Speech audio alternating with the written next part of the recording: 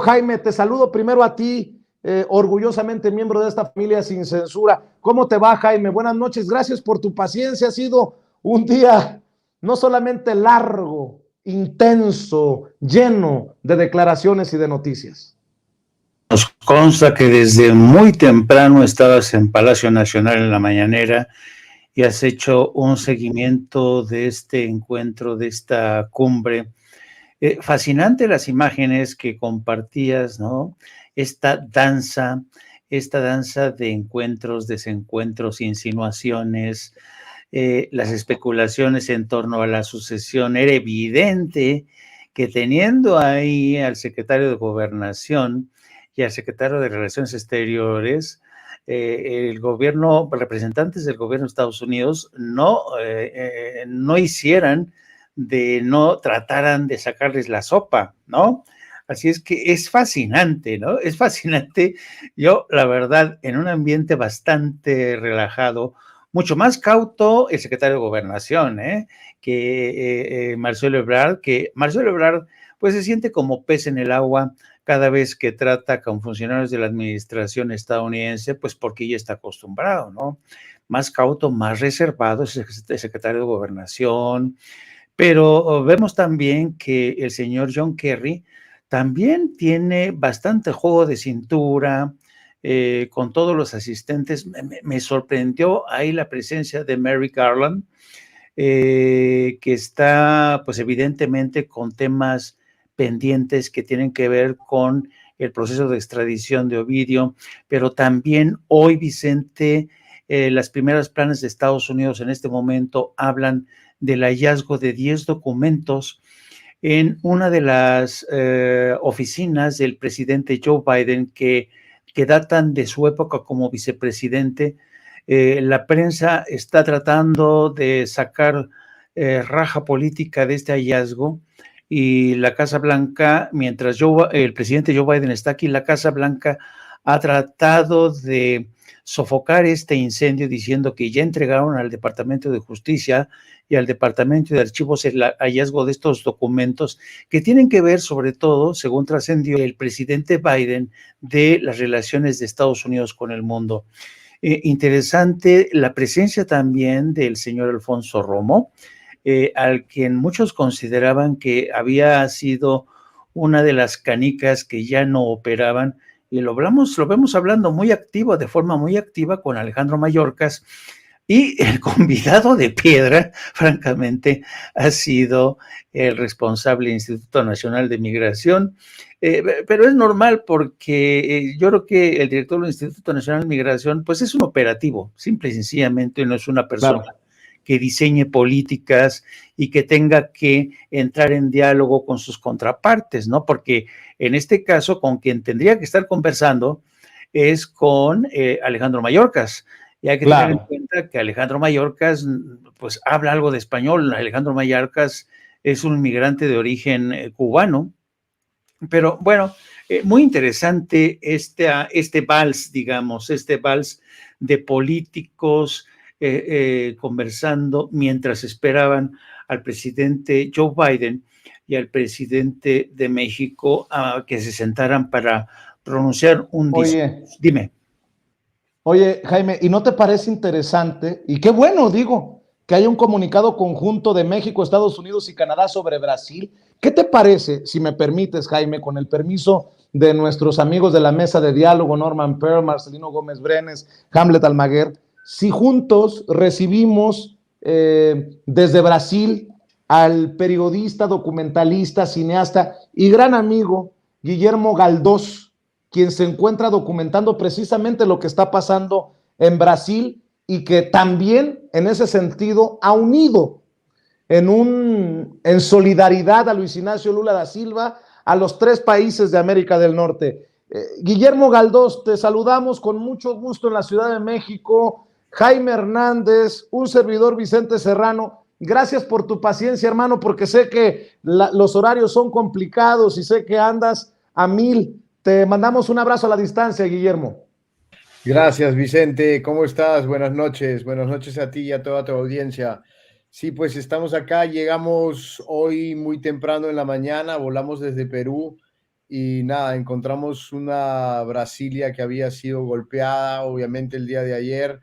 Estuvimos en las oficinas presidenciales de Planalto, el ministro de Comunicaciones, el señor Paulo Pimenta, nos hizo un tour dentro de las oficinas presidenciales y pudimos apreciar de primera mano la destrucción de obras de arte de más de 5 millones de dólares que habían sido pues rotas con saña, y también la destrucción. Casi todos los vidrios de la primera planta estaban en el piso, pero lo interesante fue ver cómo el equipo del presidente Lula ya estaba trabajando, habían arrimado todas las computadoras, todos los equipos que estaban rotos, y ya estaba la gente trabajando, o sea, automáticamente habían tomado las riendas del caballo, ¿no?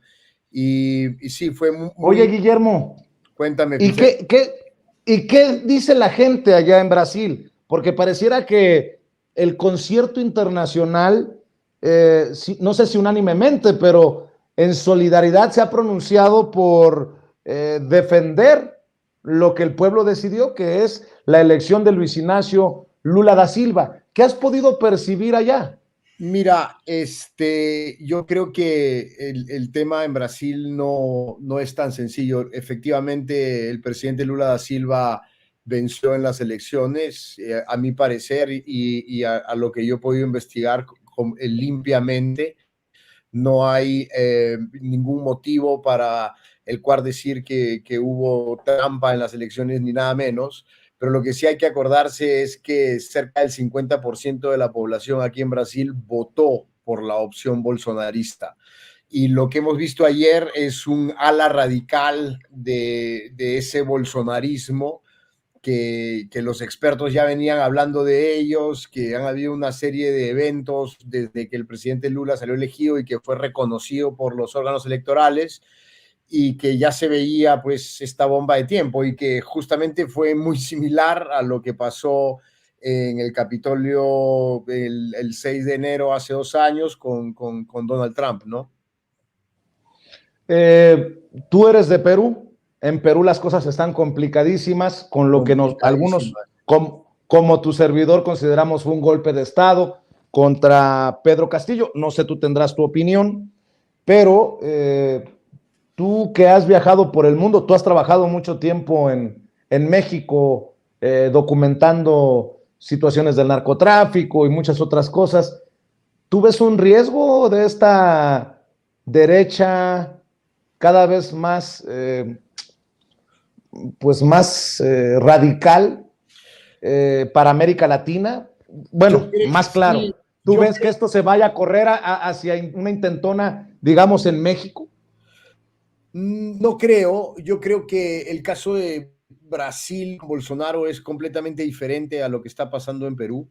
Acuérdate que en Perú nosotros ya hemos metido presos a muchos presidentes, y que no es anormal meter presos a los presidentes. Y lo que uno se da cuenta ahora en Perú es el colapso completo que existe de la clase política y de la falta de liderazgo que existe para correr el país. Y el día de hoy, más allá de Pedro Castillo, o más allá, yo creo que la gente inclusive que votó por Pedro Castillo el día de hoy ve su situación económica mucho peor a lo que estaba antes, pero eso es un tema largo, no es un tema sencillo de derecha a izquierda en Perú, porque en Perú también una cosa que nos marcó mucho y fue la presencia de Sendero Luminoso y la guerra interna que hubo en el país, que eso marcó mucho a Perú, a diferencia de otras experiencias latinoamericanas, ¿no? Pero lo de Brasil, sí, claramente el ala extrema bolsonarista que salió a destruir el corazón político de la capital brasilera, pues está ligada definitivamente a Steve Bannon, está ligada definitivamente a otros partidos de ultraderecha en otras partes del mundo. Ciertamente, pues si uno mira, Bolsonaro ha pedido sacar la nacionalidad italiana justamente después de que esta primera ministra de ultraderecha saliera elegida en Italia. O sea, hay una serie de cosas que yo creo, pero lo que sí es que en Brasil Yo creo que el Amazonas y el país entero pues estaba pidiendo un cambio a gritos y ese cambio es el que tiene el presidente Lula da Silva ahora encima y que tiene un gran desafío, porque el desafío de Lula el día de hoy es hacer que el país haga las paces. Aquí hay casi 50-50% de una población completamente polarizada y con alas de extrema derecha y de extrema izquierda también. Oye, para cerrar y dejarte dormir, por allá en Brasil, déjame preguntarte, ¿cómo se ve el liderazgo del presidente Andrés Manuel López Obrador hacia el sur? Hoy habla de conformar, de hacer realidad un sueño de una América Latina unida, de un continente americano unido. ¿Cómo se ve desde el sur el liderazgo del presidente Andrés Manuel López Obrador? Yo creo que es variada la visión. A mi parecer, me parece que el presidente ha tomado las riendas de un país difícil de manejar. Y creo que ahora último, por ejemplo, con el evento del arresto de Ovidio, ha mostrado no solamente a Estados Unidos, sino al mundo entero de quién está a cargo en el país. Pero es variada la visión. La diferencia de México con América del Sur es que México tiene una frontera con una de las economías más potentes del mundo, ¿no? América del Sur no tiene eso. América del Sur sí tiene muchos recursos mineros, recursos minerales, lo que uno quiera, pero lo que sí creo es que políticamente los países de la región andina todavía les falta mucho que aprender. Y el tema de la pandemia ha golpeado muy duro en la región y ha golpeado también la política, no solamente las economías. Y ese es el peligro que yo veo. Yo veo unas economías muy debilitadas con diferentes gobiernos de derecha o de izquierda, pero el reto adelante va a ser poder sacar a una región adelante que ha retrocedido años en estos últimos 3 años. Pues espero poder, si nos permites, mostrar mañana algunas de las imágenes que puedas compartir con nosotros y con la audiencia de Cuenta Sin con Censura. Cuenta Yo con te ello. agradezco, Guillermo Galdós, este enlace desde Brasil hasta México y cuídate mucho y estamos al pendiente. Vale, un abrazo, Vicente, gracias. @Guillermo Galdós es la cuenta de Twitter de Guillermo Galdós, que no solamente es documentalista, cineasta, sino periodista para la televisión desde Latinoamérica, sobre todo para la televisión británica. Y bueno, pues ahí están las opiniones, los comentarios de Guillermo Galdós. Mi querido Jaime Hernández, más allá de las opiniones de Guillermo Galdós y más allá de las opiniones que pueda dar yo, el presidente Andrés Manuel López Obrador le tira la bolita al presidente. Este es el momento. Usted es el hombre. Usted, ¿quién mejor que usted para unir a este continente americano si es que quisiera, ¿no? Sí, pero déjame responderte a la pregunta que hiciste, que yo creo que es una gran pregunta. El comunicado conjunto de México y Estados Unidos condenando lo ocurrido en Brasil. Yo te apuesto, Vicente, que si no es por el presidente de México, este comunicado no hubiera salido. Estoy convencido. ¿Por qué? Porque hay que tener en cuenta que Andrés Manuel López Obrador tiene contacto de primera mano con el presidente Lula da Silva, y yo creo que el presidente de México ha de haber aconsejado a Biden, le ha de haber dicho, es hora de ponernos al lado del presidente de Brasil. Es una democracia la más grande que merece muchísimo la pena tener en cuenta. Así es que yo estoy convencido, ¿sí? A ojos cerrados, te puedo asegurar que el presidente de México influyó y mucho en la emisión de este comunicado conjunto, porque hay que tener en cuenta una cosa, como bien decía Guillermo Galdós, hay que tener en cuenta que la democracia brasileña está interconectada, Brasil está interconectado, por donde lo quieras ver, con Estados Unidos más que Perú. Tú sabes que, por ejemplo, Jair Bolsonaro, ¿dónde está? Pues está en la Florida, ¿no? Hay una gran comunidad de brasileños asentados en el estado de Florida. Es impresionante. Si vas tú a Miami, si tú vas a Orlando, está lleno de brasileños que emigraron cuando estaba primero Lula y después siguieron emigrando con Jair. Ya los brasileños se han convertido en uno de los grupos demográficos más importantes en la Florida. Entonces la interconexión es por ello tan importante y yo creo que esto Biden lo sabe perfectamente. Bueno, y por otro lado, en relación al intercambio de mensajes, fue muy interesante cómo el presidente Andrés Manuel López Obrador evocó la época en que John Kennedy impulsó la Alianza para el Progreso, con una inversión que hoy, que en aquel momento es de $10,000 al año, que hoy supondrían más de 80,000 millones de dólares. O sea, una enorme cantidad. Y Joe Biden respondiendo que, bueno, sí, él está a favor de iniciar una nueva era en el continente, en el hemisferio, pero también tiene que estar pendiente de otros puntos como en Asia, como en Europa del Este, sin mencionar, por supuesto, el caso de Ucrania y Rusia, sin mencionar, por ejemplo, la creciente amenaza desde su punto de vista de China. Así es que yo creo que Joe Biden le respondió por la tangente al presidente diciendo, bueno, sí, lo vamos a ver, pero tenemos este tema pendiente, que tenemos otras zonas de... Dime. Por la tangente y de forma hipócrita, diría yo, porque habla de, por ejemplo, del fentanilo, como si México, por ser el puente que lleva el fentanilo a Estados Unidos, fuera el único responsable. Y yo no escuché, digo, es muy doloroso esto que voy a decir, pero Estados Unidos sigue sin asumir su gran responsabilidad para bajarle al consumo.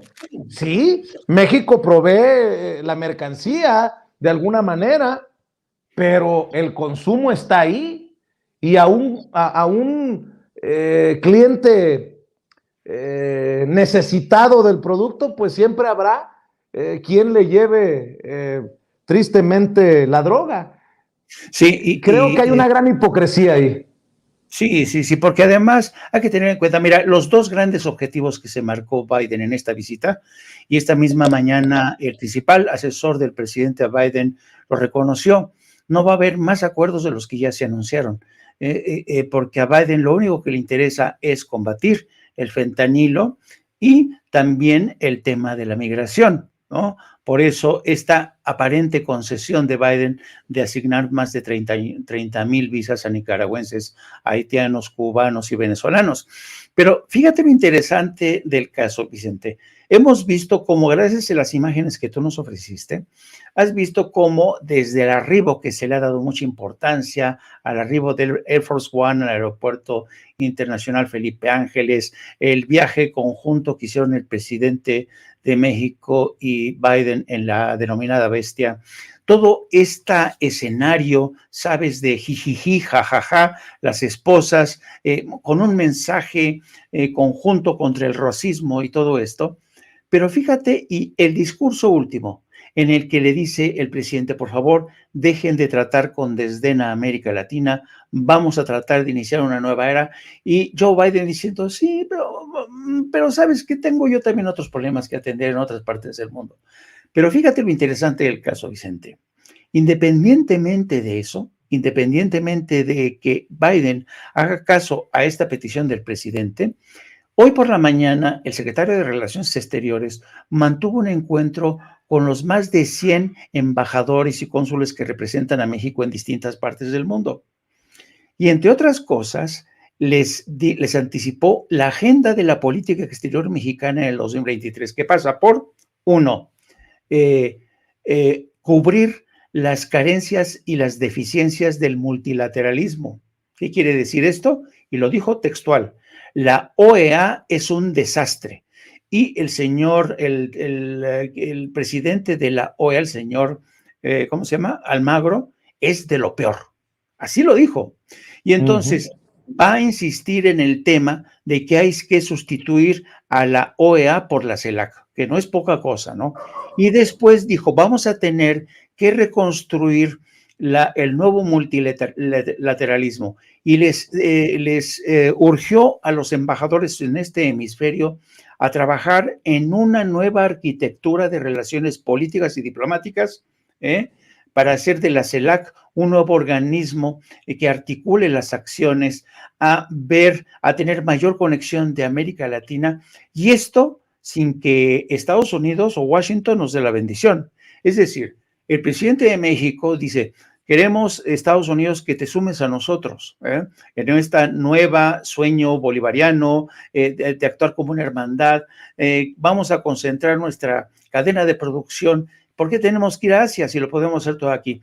El presidente Biden se lo va a pensar, pero mientras tanto México ya está trabajando en esa arquitectura. Y eso es lo que me gusta, Vicente. México no va a estar esperando a Washington para impulsar políticas que apuesten por bloqueos, por sanciones como las que hay contra Cuba, contra Venezuela, que son la principal razón del éxodo de migrantes. Así es que yo creo que fue fascinante ver cómo, por un lado, se encuentran el presidente Biden y el López Obrador, que dicho sea de paso, Vicente, ojo lo que te voy a decir.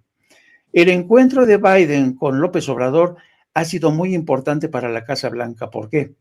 Porque Biden está explorando la posibilidad de presentarse a la reelección en su grupo más cercano.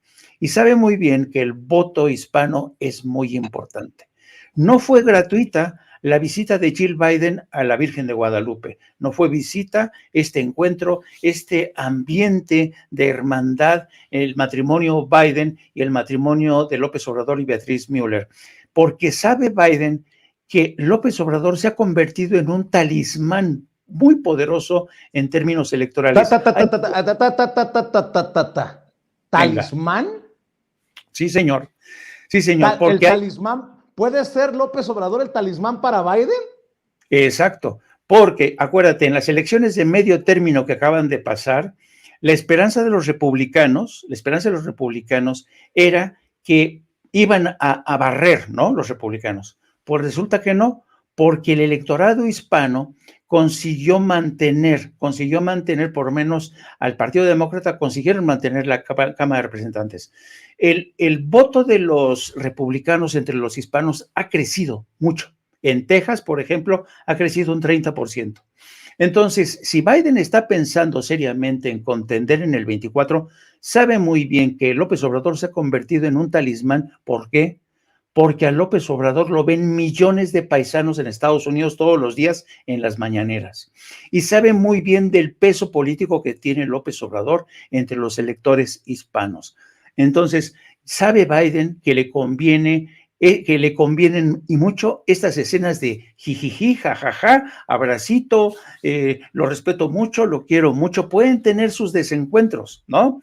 Pero a Biden le importa esta alianza política estratégica que mantiene con López Obrador.